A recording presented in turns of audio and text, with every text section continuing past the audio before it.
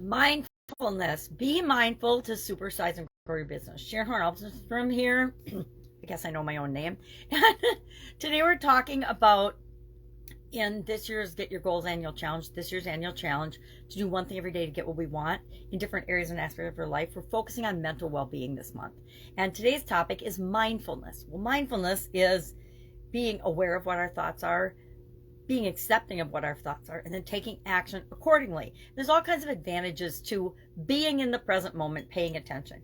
The thought and the ideas of mindfulness have been around since at least the 1520s, and it's been used in lots of different areas, but primarily personal development. And I contend that it's one of the key secret ingredients to building and growing a successful business.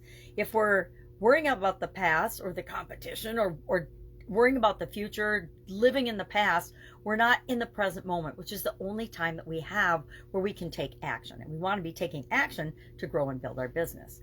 Well, we deliberately want to be aware of our mind, our body, and the things in our organization that are important, right? How do we serve our customers, etc.? How do we have processes and systems and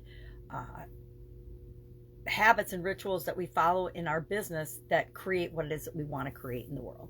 So, curious today, how present and aware are you of the current situation, the current moment? One of the things that I've found a lot in my practice and in my businesses over the years is that culture and the environment that our business is, how we perceive it, is often very different than how other people in the organization perceive it.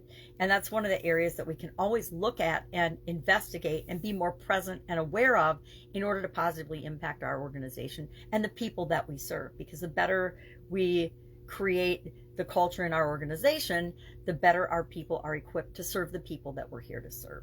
I don't know if that's kind of a roundabout way of getting at it, but that's just one area that I know that we're often unaware of. I remember in corporate America, we would have consulting firms come in and they would do a cultural assessment, or they would do, their, what do they call it? I can't remember.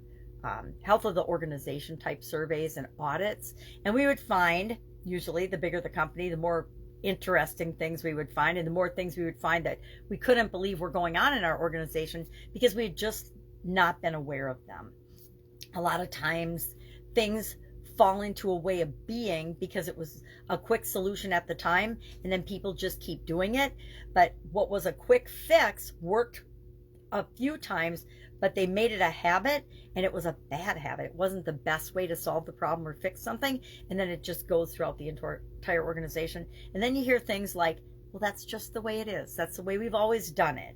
And that's one of my most dreaded phrases in business or in life is, that's the way we've always done it. That's just the way I am.